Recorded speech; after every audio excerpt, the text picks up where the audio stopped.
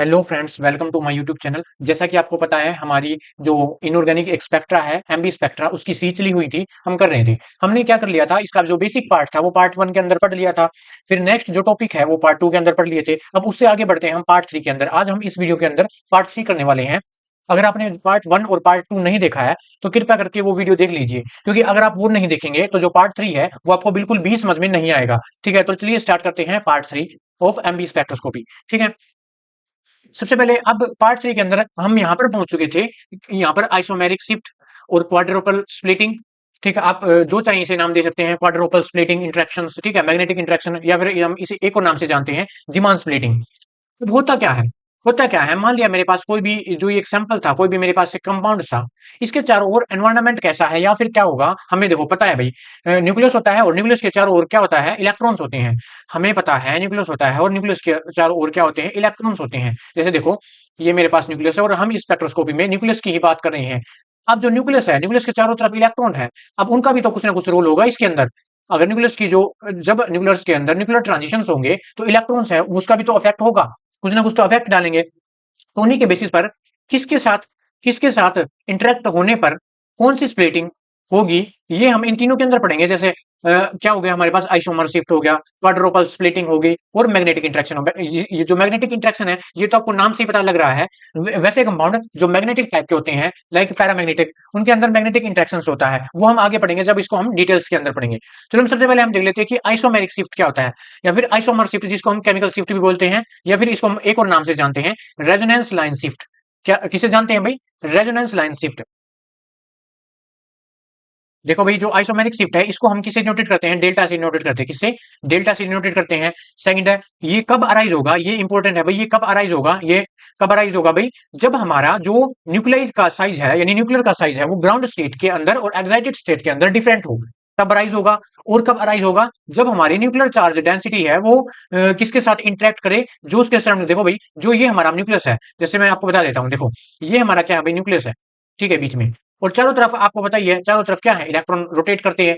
आपको पता ही है कि जो चारों तरफ जो न्यूक्लियस के चारों ओर जो इलेक्ट्रॉन है वो रोटेट करते रहते हैं अपने एक्सिस के ऊपर। ठीक है, अब होता क्या है, जब इस न्यूक्लियर चार्ज डेंसिटी किससे इंटरेक्ट करती है, किससे इंटरेक्ट करती है, देखो हम क्या पढ़ रहे हैं, आइसोमर शिफ्ट कर रहे हैं। और आइसोमर शिफ्ट किसकी वजह से होता है, जब हमारी न्यूक्लियर चार्ज डेंसिटी किसके साथ इंटरेक्ट कर जाती है, जो उसके चारों ओर शेल के अंदर इलेक्ट्रॉन रोटेट कर रहे होते हैं। अब शेल, जैसे हमारे पास अलग अलग शेल थी, जैसे एस ऑर्बिटल था, क्योंकि इलेक्ट्रॉन तो ऑर्बिटल के अंदर होते हैं, हम ये पढ़ते आ रहे हैं छोटी क्लासेस से ही। एस के अंदर, पी के अंदर हो गया, और फिर डी के अंदर हो गया, एफ के अंदर। अब जैसे ये नेक्स्ट लाइन है ना, ये नेक्स्ट लाइन, इसके अंदर ये कहा गया है कि जो हमारे पास न्यूक्लियर चार्ज डेंसिटी है उसका अफेक्ट पी और डी एफ, और जैसे पी और डी और एफ के जो ऑर्बिटल हैं, इनके इलेक्ट्रॉन का इफेक्ट है वो ज्यादा नहीं पड़ेगा किसके ऊपर, किसके ऊपर, न्यूक्लियर चार्ज डेंसिटी के ऊपर। ऐसा क्यों, क्योंकि ये तो बहुत दूर हो गए, अब बहुत दूर हो गए। और एक और रीजन है, एक और रीजन क्या है, इनसे पहले एस एस ऑर्बिटल आता है, इनसे पहले एस ऑर्बिटल आता है, जो कि न्यूक्लियस के बिल्कुल ही पास होता है। अगर इसके अंदर इलेक्ट्रॉन होंगे, अगर इसके अंदर इलेक्ट्रॉन होंगे, तो जिससे क्या होगा, ये क्या कर लेगा, जो न्यूक्लियर के चार्ज को सील्ड कर लेगा भाई। जैसे अब छोटे क्लासों में, 11th क्लास में भी पढ़ते हैं हम, एक हमारे पास रूल आता है इफेक्टिव न्यूक्लियर चार्ज का, जिसके अंदर हम एक स्लेटर रूल भी पढ़ते हैं, आपने पढ़ाई होगा, ठीक है, नहीं पढ़ा तो आप जाके पढ़ लेना। तो होता क्या है, जो एस ऑर्बिटल के अंदर जो इलेक्ट्रॉन है, वो क्या करेंगे, न्यूक्लियर चार्ज को शिल्ड कर लेंगे, जिससे उसका इफेक्ट है पी और डी और एफ के इलेक्ट्रॉन पर इतना ज्यादा नहीं पड़ेगा। या इसका उल्टा भी हम ये कह सकते हैं कि जो इलेक्ट्रॉन का जो इफेक्ट है किसके ऊपर, मतलब किस ऑर्बिटल के अंदर जो इलेक्ट्रॉन है, पी और डी और एफ के जो इलेक्ट्रॉन है, पी डी और एफ ऑर्बिटल के जो इलेक्ट्रॉन है उनका इफेक्ट है वो न्यूक्लियर चार्ज डेंसिटी के ऊपर इतना नहीं पड़ेगा, पड़ेगा लेकिन इतना नहीं पड़ेगा। ठीक है, तो इस लाइन में यही बोल रखा है। आई होप आपको यहां तक अच्छे से समझ में आया होगा। देखो भाई, अब आगे देखो, the difference in absorption signal of source and sample is called isomer shift. जो हमारे पास सोर्स की एनर्जी है और जो सैंपल की एनर्जी है, उनके बीच का जो डिफरेंस आ गया, उसी को हम आइसोमर शिफ्ट कहते हैं। ठीक है, आई होप आपको अच्छे से समझ में आया होगा। अब हमारे पास केमिकल शिफ्ट या फिर आइसोमर शिफ्ट, आप इसको आइसोमर शिफ्ट भी कह सकते हैं, केमिकल शिफ्ट भी कह सकते हैं। ठीक है, जिसको हम किससे डिनोटेट करते थे, डेल्टा से डिनोटेट कर रहे थे। अब उसकी वैल्यू है वो आपको याद रखनी है, वो क्या है भाई, डेल्टा इज इक्वल टू के, यहाँ पे हमारे पास है डेल्टा आर अपॉन में R psi square S minus C, ये है। यहां पर जो के है और जो सी है ये दोनों कांस्टेंट है। ठीक है, क्या है भाई, जो मैं यहां पे बता देता हूं, जो यहां पे के है और जो सी है वो कांस्टेंट है। लिख देता हूं, जो के और सी है भाई वो क्या है, कांस्टेंट है। ठीक है, और जो हमारे पास डेल्टा आर है, वो जो हमारे पास डेल्टा आर है ये क्या है, ये रेडियस है। ये रेडियस किस किस के बीच का डिफरेंस है, डेल्टा लगा हुआ है ना, इसका मतलब डिफरेंस है। ये radius of excited state nuclei और minus radius of ground state nuclei, यहाँ पे जी। ठीक है, ये है डेल्टा आर। और यहाँ पे आर क्या है, ये एवरेज रेडियस है सैंपल के न्यूक्लियस की। ये क्या है भाई, हमारे पास एवरेज रेडियस है सैंपल के न्यूक्लियाई की। ठीक है, अब यहाँ पे साई स्क्वायर एस क्या है, ये है electron density into the S orbital, यानी कि एस ऑर्बिटल के अंदर इलेक्ट्रॉन डेंसिटी कितनी है। ठीक है, ये पता चल गया। अब यहाँ पे ये आपको अच्छे से याद रखना है, ये फॉर्मूला अच्छे से याद रखना। ठीक है, अब देखो यहाँ पे एक नोट लिखा हुआ है, इस नोट के अंदर क्या है, फॉर एफई वैल्यू Fe57। ठीक है, Fe57 लिख देते हैं यहाँ पे। फॉर Fe57 वैल्यू जो डेल्टा आर की वैल्यू है वो नेगेटिव आती है। ठीक है, यानी कि इस जो डेल्टा आर है इसकी वैल्यू हमारे पास नेगेटिव आती है। अगर यहां पर नेगेटिव वैल्यू आ गई, इसका मतलब डेल्टा की वैल्यू नेगेटिव हो गई हमारे पास। इसका मतलब क्या हुआ, डेल्टा की वैल्यू हमारे पास क्या हो गई भाई, नेगेटिव हो गई। ठीक है, अब ये नेगेटिव कब हुई होगी, थोड़ा दिमाग लगाओ। अब ये नेगेटिव कब हुई होगी, जब हुई होगी कि आयरन के केस में क्या होता है, जो हमारे पास रेडियस है एक्साइटेड स्टेट न्यूक्लियस की, मान लिया मेरे पास, मैंने मान लिया ये एक्साइटेड स्टेट है। आज आपको ऐसे ही समझाने के लिए, ये मेरे पास क्या है भाई, ग्राउंड स्टेट है। ठीक है, ये ग्राउंड स्टेट है। मान लिया मेरे पास ये कोई भी एक न्यूक्लियाई था, ये एक्साइटेड स्टेट पर आ गया, इसकी जो रेडियस है वो ज्यादा है, इसकी कम रेडियस है, क्योंकि तभी तो नेगेटिव में आया है, क्योंकि तभी तो नेगेटिव में आया है। इसका मतलब हम ये कह सकते हैं, यानी मतलब हम ये लिख सकते हैं, देखो भाई मैंने लिख दिया है, मैंने यहाँ पे लिख दिया है, इन जो के और जो सी है वो क्या है भाई, कांस्टेंट है। और जो यहाँ पे जो साई स्क्वायर एस है, इसका मतलब इलेक्ट्रॉन डेंसिटी है एस ऑर्बिटल के अंदर, और जो आर है वो एवरेज रेडियस है। ठीक है, अब अगर हम मेरे पास, देखो ध्यान से सुनना, अगर मेरे पास यहाँ पे डेल्टा आर की वैल्यू, मैं इसे ब्लैक कर देता हूं, अगर मेरे पास डेल्टा आर की वैल्यू क्या हो गई, नेगेटिव हो गई, तो इसका मतलब क्या हुआ, जो हमारे पास साई स्क्वायर एस है इसकी वैल्यू भी नेगेटिव होगी। ठीक है, ये तो ऑब्वियस सी बात है। तो इसे हम क्या प्रिडिक्ट कर सकते हैं, इसका मतलब एफ ई के केस में in case of F E, जो हमारे पास डेल्टा है वो इनवर्सली प्रोपोर्शनल होगा एस इलेक्ट्रॉन के, या फिर एस करेक्टर। ठीक है, एस करेक्टर के, और वो डायरेक्टली प्रोपोर्शनल होगा किसके, पी और डी और जो एफ है उसके। ठीक है, मैंने आगे लिख भी रखा है, देखो भाई, F E in case of F E isomeric shift को डेल्टा से आई से नोटेट करते हैं। ठीक है, या नहीं डेल्टा से नोटेट करते हैं, डेल्टा से। ठीक है, तो in case of F E के केस में क्या हुआ, जो हमारी आइसोमेरिक शिफ्ट होती है वो डायरेक्टली प्रोपोर्शनल होती है किसके, पी और डी और एफ ऑर्बिटल के इलेक्ट्रॉन के, और जो इनवर्सली प्रोपोर्शनल होती है किसके, एस करेक्टर के। आप इलेक्ट्रॉन्स भी बोल सकते हैं, मतलब ऑर्बिटल के अंदर इलेक्ट्रॉन्स के भी बोल सकते हैं कि डायरेक्टली या इनवर्सली प्रोपोर्शनल होती है, या फिर आप करेक्टर के ऊपर भी बोल सकते हैं, जैसे पी डी एफ करेक्टर है, इनके क्या होती है, डायरेक्टली प्रोपोर्शनल। और जो हमारा एस करेक्टर है, ये एस है भाई, ठीक है, एस है, डेल्टा नहीं है, एस करेक्टर है, इसके क्या होती है, इनवर्सली प्रोपोर्शनल होती है। ठीक है, अब आ जाते हैं टीन, यहाँ पर 119। ठीक है, टीन टीन के केस में क्या होता है, देखो वो फॉर्मूला याद करो, वो फॉर्मूला क्या था, जल्दी बताओ क्या था भाई। जो हमारा डेल्टा है वो फॉर्मूला ये था, डेल्टा इज इक्वल टू के डेल्टा आर अपॉन में आर माइनस सी, ये था। अब हो गया था, अब होगा क्या, यहाँ पे के और सी है, कांस्टेंट है। अब टीन के केस में क्या होता है, जो हमारी डेल्टा आर की वैल्यू है वो क्या है भाई, पॉजिटिव है। इसका मतलब अगर पॉजिटिव है तो इसकी वैल्यू भी पॉजिटिव आएगी। और इससे हम क्या समझे, इससे हम ये समझे कि जो हमारे पास, जैसे मेरे पास ये है एक्साइटेड स्टेट और ये मेरे पास क्या है, ग्राउंड स्टेट। ये मेरे पास इसकी जो रेडियस है वो स्मॉल है, इसकी जो रेडियस है भाई वो स्मॉल है, और इसकी जो रेडियस है वो लार्जर है, तभी तो पॉजिटिव आया होगा। अगर ये पॉजिटिव है तो इस केस में हम क्या समझे, इस केस में हम ये समझे कि जो हमारे पास आइसोमेरिक शिफ्ट है टीन के केस में, इन केस ऑफ टीन, ये बिल्कुल अच्छे से याद रखना, कौन से किसके केस में है, ये एफ के केस में था, क्योंकि बाद में कंफ्यूजन होगी जाके। आइसोमेर शिफ्ट इन केस ऑफ तीन तीन के केस में क्या होगा भाई, इसका उल्टा है जो हमने आयरन के अंदर किया था, आयरन 57 के अंदर किया था, जस्ट इसका उल्टा है।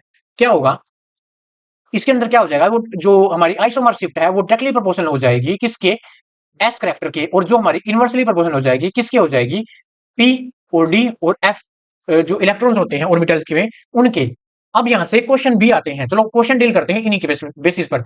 ये आपको अच्छे से याद करना है, ये आपको बिल्कुल अच्छे से याद करना है ये।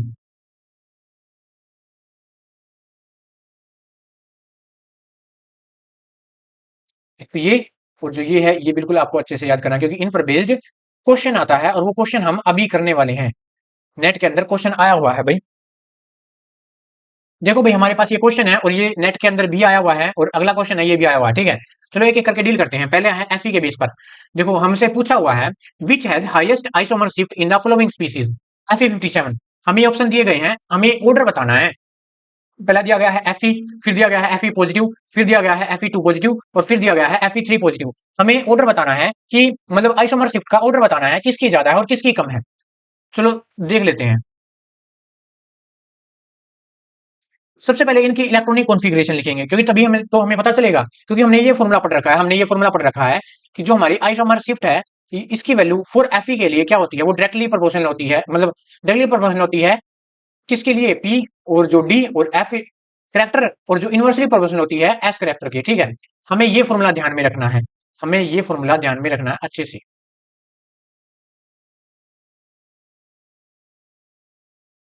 सबसे पहले हम इसकी इलेक्ट्रॉनिक कॉन्फ़िगरेशन देख लेते हैं। जो Fe है वो 26 नंबर पे आता है, ठीक है। तो यहाँ पर क्या हो गया हमारे पास, 3d6 4s2। ये आप पढ़ के आए हुए होते हैं, किसके अंदर, कोऑर्डिनेशन भी पढ़ते हैं आप, और किसके अंदर पढ़ते हैं, बी ब्लॉक में भी पढ़ते हैं, ठीक है। तो इसकी कॉन्फ़िगरेशन हमारे पास क्या हो गई, क्योंकि इसके ऊपर तो कोई चार्ज नहीं है, 3d6 और 4s2। अब यहाँ पर एक पॉजिटिव चार्ज है, तो इसका मतलब एक इलेक्ट्रॉन लॉस है, वो एस से निकलेगा भाई, एस ऑर्बिटल से निकलेगा। तो यहाँ पर मेरे पास 3d6 4s0 ना 4s1, एक इलेक्ट्रॉन है। अब यहाँ पर मेरे पास दो इलेक्ट्रॉन है, तो यहाँ पर 3d6 4s0, और यहाँ पास तीन इलेक्ट्रॉन है, तो क्या हो गया मेरे पास 3d5 और 4s0। अब मेरे पास ये क्या आ गई, इलेक्ट्रॉनिक कॉन्फ़िगरेशन आ गई इन सभी की, इन सभी की इलेक्ट्रॉनिक कॉन्फ़िगरेशन आ गई। अब सबसे पहले हम देखते हैं एस करेक्टर, एस करेक्टर को पकड़ते हैं। अब इसका मतलब क्या है, इसका मतलब क्या है कि जो हमारा एस करेक्टर है वो इनवर्सली प्रोपोर्शनल है डेल्टा के, ठीक है। इसका मतलब जितना ज्यादा एस करेक्टर उतना ही आइसोमर शिफ्ट की वैल्यू कम। इनमें ये देखो एस करेक्टर किसका सबसे ज्यादा है, मतलब एस ऑर्बिटल के अंदर किसने, मतलब किसमें ज्यादा इलेक्ट्रॉन है। तो यहाँ पर हमें दिख रहा है इसके अंदर दो इलेक्ट्रॉन है, इसके अंदर एक इलेक्ट्रॉन है, यहाँ पर तो 0 0 है। तो सबसे पहले इन दोनों को देखते हैं, यहाँ पर एस करेक्टर इसका ज्यादा है, तो सबसे कम वैल्यू आइसोमर शिफ्ट की इधर होगी। तो इसको हम इधर लिख लेते हैं इसकी, क्योंकि सबसे कम इसी की होने वाली है, क्योंकि एस करेक्टर इसका सबसे ज्यादा है, उससे कम इसकी होगी भाई, ठीक है, उससे कम इसकी होगी। अब उसके बाद यहाँ पर देखो एस एस के अंदर यहाँ पर तो बराबर हो गई, यहाँ पर तो बराबर हो गई, क्योंकि दोनों के अंदर एस 0 है। अब क्या करें हम, अब हम डी की तरफ बढ़ेंगे, अब हम डी ऑर्बिटल की तरफ बढ़ेंगे। अब डी के अंदर क्या था, जितना ज्यादा डी करेक्टर, डी के अंदर जितने ज्यादा इलेक्ट्रॉन उतनी ही किसकी वैल्यू, आइसोमर शिफ्ट की वैल्यू। यहाँ पर डी के अंदर, यहाँ पर इलेक्ट्रॉन देखो, जितने ज्यादा इलेक्ट्रॉन डी के अंदर उतनी ही आइसोमर शिफ्ट की वैल्यू। डी के इलेक्ट्रॉन किसके अंदर ज्यादा है, D+2 के अंदर ज्यादा है, ठीक है। तो यहाँ पर आएगा हमारे पास Fe3 पॉजिटिव आएगा, Fe3 पॉजिटिव आएगा, क्योंकि इसके में 5 इलेक्ट्रॉन है और इसके अंदर 6 है, तो इसका कम होगा, और इसकी आइसोमेरिक शिफ्ट की वैल्यू ज्यादा होगी, इसलिए ये यहाँ पे लिखा है। तो यहाँ पर मेरे पास क्या आ गया, Fe2 पॉजिटिव। देखो भाई ये हमारे पास ऑर्डर था, ये हमारे पास ऑर्डर था, और ये क्वेश्चन के अंदर पूछा हुआ था भाई, ये क्वेश्चन के अंदर पूछा हुआ था, और ये हमने सोल्व कर दिया, ठीक है। ऐसा ही क्वेश्चन आगे है, ऐसा ही क्वेश्चन आगे है हमारे पास।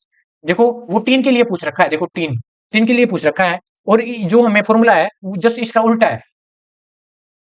देखो भाई अब हम टीन के अंदर करेंगे, टीन के अंदर, ठीक है। सबसे पहले हम फॉर्मूला पता है हमें, क्या है फॉर्मूला, जो हमारी डेल्टा की वैल्यू है टीन के लिए इसका उल्टा होगा, वो एस करेक्टर की डायरेक्टली प्रोपोर्शनल होती है, और इनवर्सली प्रोपोर्शनल होती है किसके, पी और जो डी है और एफ है। ये हमारे पास फॉर्मूला था, ये हमारे पास क्या था भाई, फॉर्मूला था फॉर टीन। अब इस फॉर्मूले को ध्यान में रखते हुए क्या करेंगे, हम टीन का जो ये क्वेश्चन है ये सोल्व करेंगे, हम निकालेंगे कि इसमें से किसकी आइसोमर शिफ्ट की वैल्यू ज्यादा है और किसकी कम है, हमें ऑर्डर बताना है। देखो भाई अब तीन के लिए सोल्व करेंगे, सबसे पहले इसकी कॉन्फ़िगरेशन देखो। मान लिया आपको कॉन्फ़िगरेशन नहीं पता है, मान लिया आपको कॉन्फ़िगरेशन नहीं पता है, तो ऐसे करके देख लो जो टीन है वो कौन से ग्रुप में आता है, कौन से ग्रुप में आता है, ये 14 ग्रुप में आता है। ठीक है, जैसे कार्बन, सिलिकॉन, जर्मेनियम, टीन और लेड। यहाँ पे कार्बन की क्या कॉन्फ़िगरेशन होती है भाई, कार्बन 6 नंबर पे आता है, तो 1s2, 2s2, 2p में 2, हमें ये लेने होते हैं। तो यहाँ पे इनकी कॉन्फ़िगरेशन ये आ गई, तो टीन की क्या होगी, जल्दी बताओ जल्दी बताओ। यहाँ पे हमारे पास होगी 5s2, 5p में 2। ठीक है, ये होगी, तो पता चल गई। तो ऐसे पता करते हैं।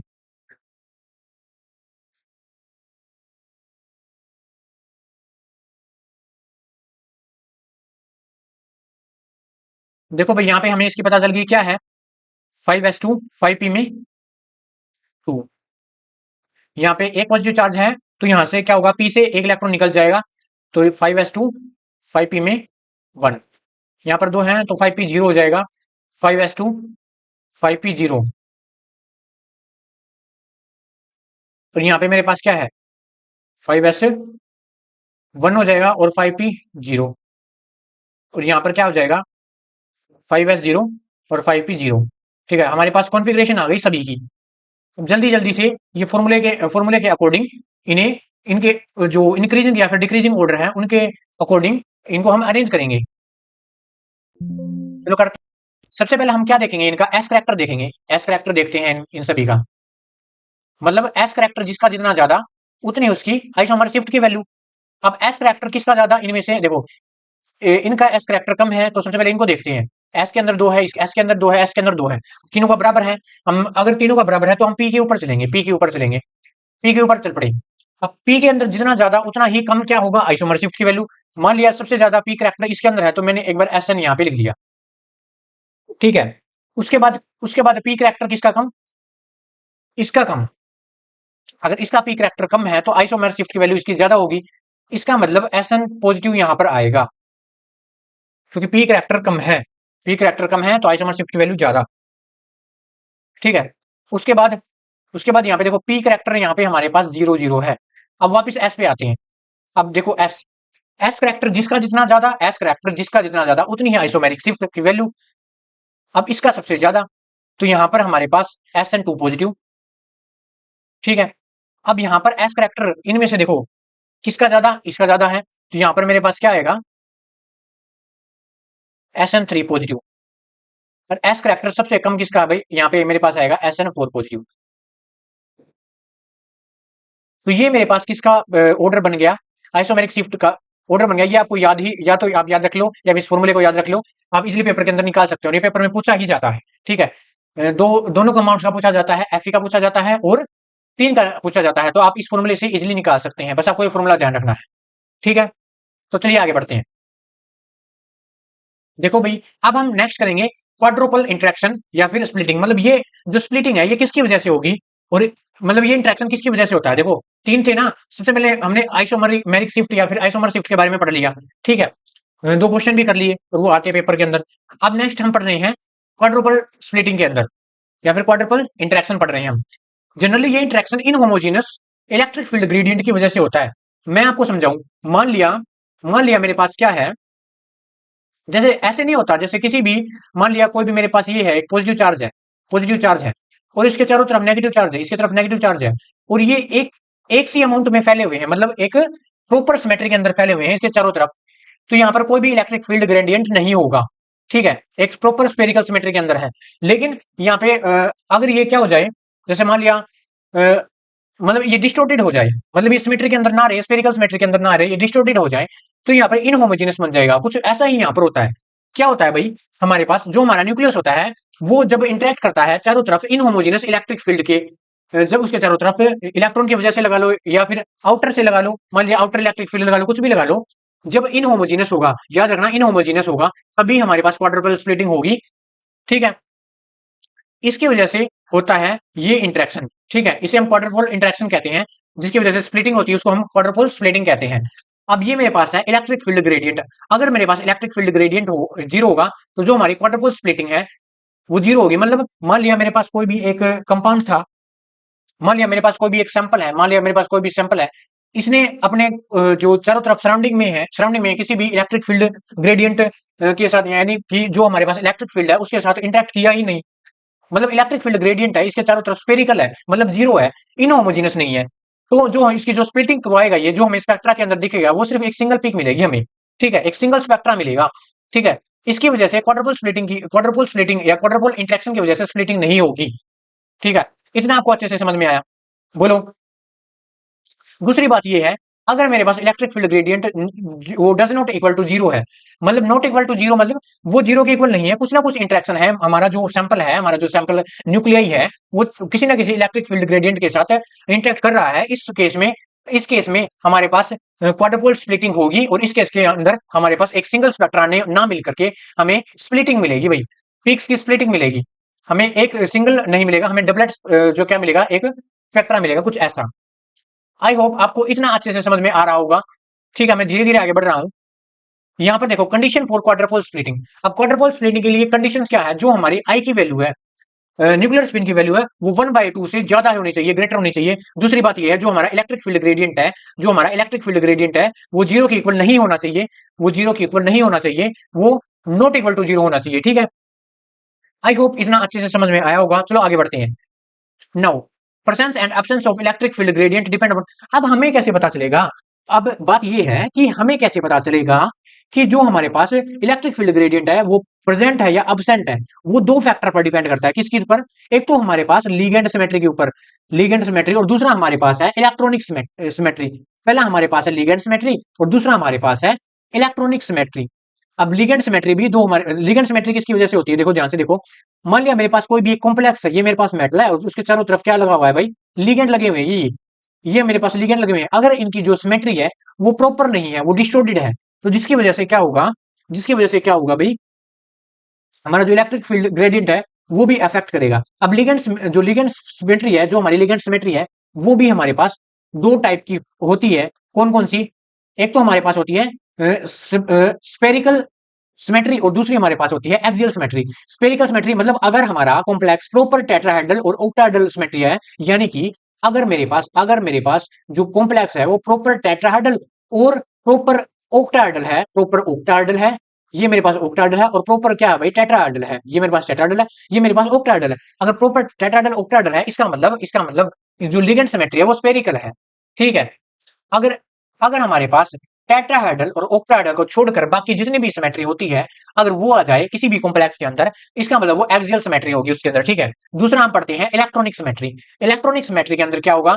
देखो, ये किसकी वजह से होता है? हमारे पास जैसे मेटल के चारों तरफ क्या होते हैं भाई? मेटल के चारों तरफ किसी भी कॉम्प्लेक्स के अंदर इलेक्ट्रॉन होते हैं, इलेक्ट्रॉन प्रेजेंट होते हैं ऑर्बिटल्स के अंदर या फिर लिगेंड्स के अंदर लगा लो। उनकी वजह से ये क्रिएट होता है। और जो हमारे पास इलेक्ट्रॉनिक सिमेट्री है, ये भी दो टाइप का होता है। जिस प्रकार हमारा लिगेंड सिमेट्री था, कितने टाइप का होता है? जैसे एक तो हमारे पास स्पेरिकल सिमेट्री है, और दूसरा हमारे पास एक्सियल सिमेट्री है।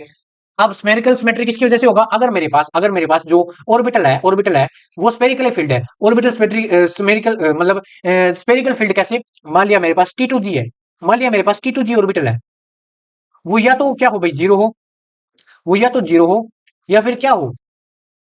थ्री हो, थ्री इलेक्ट्रॉन हो उसके अंदर, है ना? या फिर क्या हो भाई? मेरे पास सिक्स हो।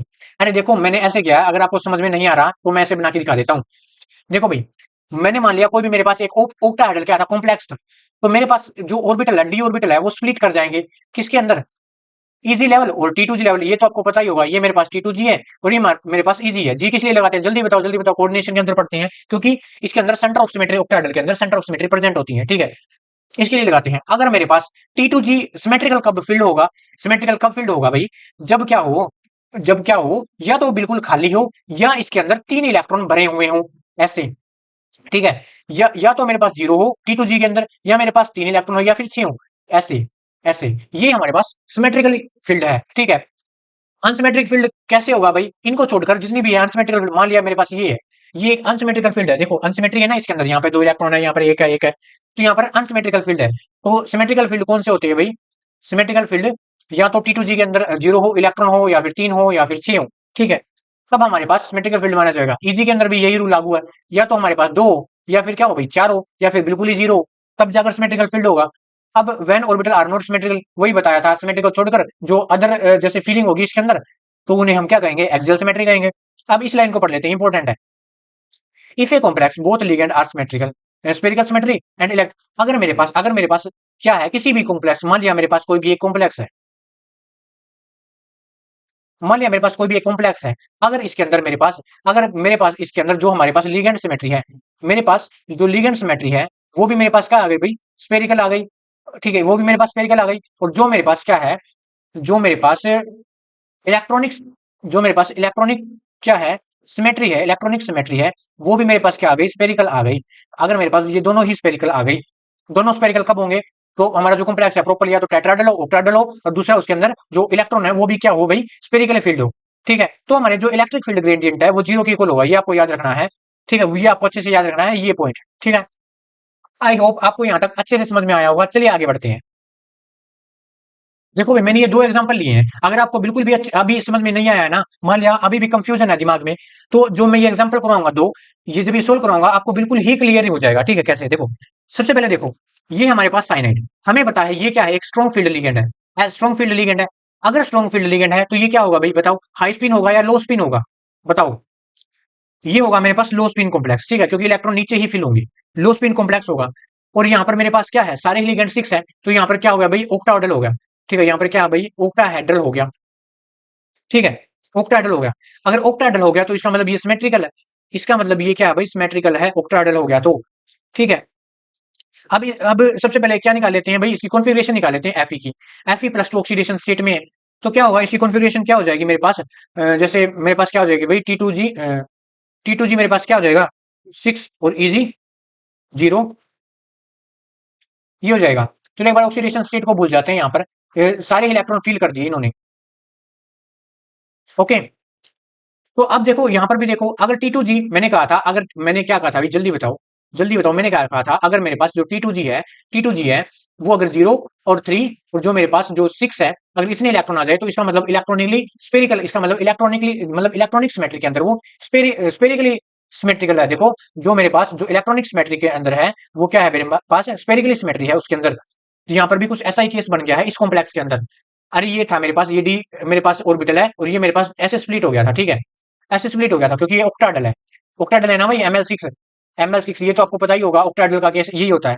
अगर मेरे पास अब इलेक्ट्रॉन फील करूं इसके अंदर, हमारे पास स्ट्रॉन्ग फील्ड लिगेंड है, अगर लो स्पिन है तो इलेक्ट्रॉन नीचे ही फील होंगे, 1 2 3 4 5 6 ऊपर फील नहीं होंगे। ये मेरे पास T2G था, ये मेरे पास Eg था, तो ये क्या हो गया मेरे पास, ये मेरे पास क्या होगा भाई, देखो, एक तो प्रॉपर ऊपर से प्रॉपर क्या हुआ भाई, ये ऑक्टाहेड्रल हो गया, क्या हो गया भाई, ये प्रॉपर ऑक्टाहेड्रल हो गया। तो ये कौन सी सिमेट्री स्पेरिकल हो गई बताओ, ये लिगेंड सिमेट्री भी इसकी स्पेरिकल होगी, और जो हमारे पास जो इलेक्ट्रॉनिक सिमेट्री थी वो भी इसकी स्पेरिकल हो गई।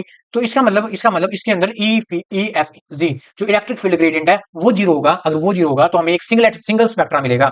तो अगर इसका हम स्पेक्ट्रा बनाए, अगर हम इस कंपाउंड का स्पेक्ट्रा बनाए तो कैसा बनेगा भाई, देखो, ये हमें एक सिंगलेट देगा, बस हमें एक पीक मिलेगी, ऐसे ऐसे भी बन सकता है, या फिर आप ऐसे बना लो, ऐसे, आपकी मर्जी है। ठीक है, तो ऐसा बनेगा। आई होप आपको अच्छे से यहां तक समझ में आया होगा। चलो नेक्स्ट एग्जांपल पे चलते हैं। नेक्स्ट एग्जांपल के अंदर देखो, आपको लिगेंड से ही दिख रहा होगा, ये है तो 6 लिगेंड, लेकिन यहाँ पे अलग अलग है, इसका मतलब ये प्रॉपर सिमेट्री के अंदर नहीं है। ठीक है, पहले तो बात तो ये प्रॉपर सिमेट्री के अंदर नहीं है, ये है तो ऑक्टाहेड्रल, लेकिन ये प्रॉपर सिमेट्री के अंदर नहीं है। ठीक है, तो यहाँ पर जो हमारे पास H2O क्या है, H2O एक वीक फील्ड लिगेंड है, H2O एक वीक फील्ड लिगेंड है। अगर वीक फील्ड लिगेंड है तो ये क्या होगा भाई, क्या होगा भाई, ये हाई स्पिन होगा। अगर हाई स्पिन होगा तो जो हमारे पास क्या होगा, इलेक्ट्रॉन है वो ऊपर वाले के अंदर फिल होंगे। ये हमारे पास T2G है, ये मेरे पास Eg लेवल है, ये D ऑर्बिटल था। ठीक है, ये स्प्लिट हो गया था, ये था मेरे पास। अब इसकी कॉन्फ़िगरेशन क्या बन गई थी मेरे पास, क्या बन गई होगी, ये आप कैलकुलेट करके देख लेना। T2G और ये मेरे पास Eg है। T2G के अंदर क्या होगी, 1 2 3 4 5 और यहाँ पे 6। तो T2G के अंदर कितने हो गए मेरे पास, 4, और यहाँ पे मेरे पास 2 हो गए। ठीक है, ये मेरे पास क्या बन गया, इसके अंदर ये सिमेट्री तो रही नहीं, ये एसिमेट्रिक बन गया। ये क्या बन गया भाई, एसिमेट्रिकल बन गया। अगर ये एसिमेट्रिकल बन गया है तो इसका मतलब इसके अंदर इलेक्ट्रिक फील्ड जो ग्रेडियंट है, इसका मतलब जो इसके अंदर इलेक्ट्रिक फील्ड ग्रेडियंट है वो जीरो के इक्वल नहीं होगा, नॉट इक्वल टू जीरो होगा। ये बात ध्यान रखना, इसके अंदर क्या था भाई, जीरो के इक्वल था, इसके अंदर जीरो के इक्वल नहीं है। ठीक है, तो अब क्या होगा, जो हमें स्पेक्ट्रा मिलेगा वो डबलेट मिलेगा भाई। ठीक है, डबलेट मिलेगा, हमें दो पिक्स मिलेगी, एक तो इसकी क्वाड्रपल स्प्लिटिंग हो गई है, क्योंकि हमें पता था अगर अगर E F G does not equal to zero है तो उसके अंदर क्वाड्रपल इंटरेक्शन की वजह से वो भी अपनी स्प्लिटिंग दिखाएगा, तो इसके अंदर हमारे पास दो पिक्स मिलेंगी। ठीक है, आई होप आपको अच्छे से यहाँ तक बिल्कुल अच्छे से क्लियर हुआ होगा, बिल्कुल आराम आराम से चल रही है। चलो आगे बढ़ते हैं। देखो भाई, अब हम पढ़ेंगे मैग्नेटिक इंटरेक्शन, जिसको हम न्यूक्लियर जीमान स्प्लिटिंग भी बोला जाता है। देखो सबसे पहले हमने क्या पढ़ा था, बताओ।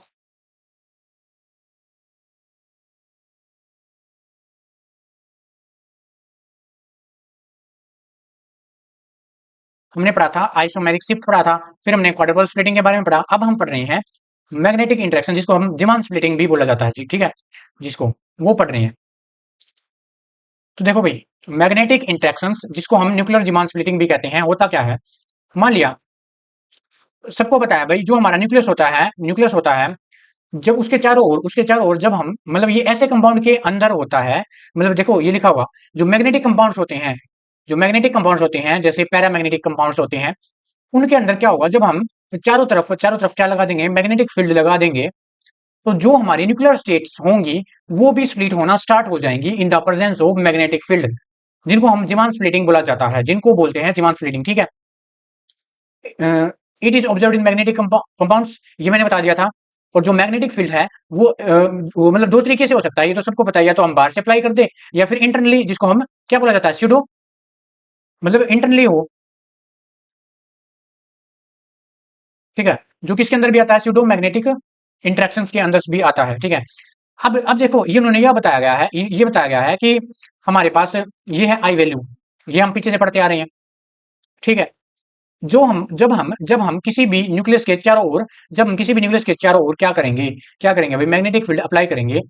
ठीक है, मैग्नेटिक फील्ड होगा, तो वो जो स्प्लिट करेगा न्यूक्लियर के जो स्टेट्स है, जब वो स्प्लिट करेंगे, तो किसके अकॉर्डिंग स्प्लिट करेंगे, वो 2i+1 के अकॉर्डिंग स्प्लिट करेंगे। किसके अकॉर्डिंग, 2i+1। ये फॉर्मूला अच्छे से याद रखना, आपको बिल्कुल ही अच्छे से याद रखना है। ठीक है, मैंने मान लिया फॉर एग्जाम्पल, जैसे एफ ही है, इसमें आई की एक्साइटेड वैल्यू कितनी थी भाई, 3/2। ये फर्स्ट वीडियो में बताया था आपको। यहाँ पे इसकी आई की वैल्यू 1/2 था। ठीक है, ये हमारे पास ग्राउंड स्टेट पर है, ये मेरे पास एक्साइटेड स्टेट पर है। ठीक है, अगर अगर ऐसा कुछ कर दिया जाए कि मैग्नेटिक फील्ड अप्लाइड कर दिया जाए, तो क्या होगा, स्प्लिटिंग। सबसे पहले क्या होगा, मान लिया मैं दो केस बनाकर चल रहा हूं,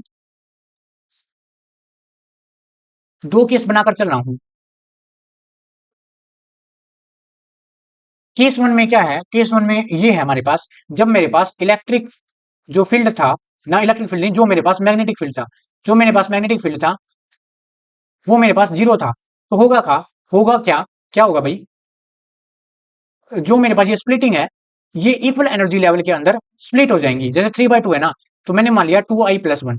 ठीक है, ये है, तो आई की वैल्यू क्या है भाई, 3/2 है, +1, 3+4, यहाँ पे 4 आ गई। इसका मतलब एक्साइटेड स्टेट पर क्या हो गया, 4 है, 1 2 3 4, ये है, 4 है। अब आपको ये लग रहा होगा ये मैंने ऊपर नीचे बना दी, लेकिन ये इक्वल एनर्जी की है, मतलब इक्वल इक्वल मान के चले आप, इक्वल स्टेट है, ये मेरे पास एक्साइटेड स्टेट है। ठीक है, अगर मैं ग्राउंड स्टेट को लेकर चलूं, 2i+1, 2 × 1/2 प्लस, यहाँ पे मेरे पास 2 आ गई। इसका मतलब ये जो ग्राउंड स्टेट वाली स्टेट्स हैं, न्यूक्लियर स्टेट है, ये मेरे पास किसके अंदर स्प्लिट होंगी, दो के अंदर स्प्लिट होंगी। ठीक है, जो ग्राउंड स्टेट वाली। लेकिन अगर मेरे पास मैग्नेटिक फील्ड, क्या हो गया, मैग्नेटिक फील्ड को चलो एक बार इसे नोटेट कर देते हैं। मान लिया मैग्नेटिक फील्ड मैंने क्या कर दिया, बी बी से नोटेट कर दिया। यहाँ पे मेरे पास क्या था, जीरो था, और यहाँ पर मेरे पास क्या है भाई, यहाँ पर मेरे पास क्या है, जीरो के इक्वल नहीं है। तो अब क्या होगा पता है, क्या होगा, जो मेरे पास है, जो चार ये एक्साइटेड स्टेट है ना, और ये दो है, ये भी अलग अलग के अंदर क्या हो जाएंगी, स्प्लिट हो जाएंगी अलग अलग लेवल्स के ऊपर, और ये भी एक अलग अलग लेवल के ऊपर स्प्लिट हो जाएंगी। ऐसा हो जाएगा। ठीक है, अब देख लेते हैं एक छोटा सा सिलेक्शन रूल है ये, आई होप आपको ये अच्छे से समझ में आया होगा। ठीक है, अब सिलेक्शन रूल देख लेते हैं। सिलेक्शन रूल के अंदर क्या है, जो हमारी जो ट्रांजिशन है, वो डेल्टा आई है, या तो जीरो होना चाहिए या +-1। ये क्या है भाई, ये +-1 है। ठीक है, ऐसे +-1 है। ठीक, अब कैसे आया होगा, चलो देख लेते हैं।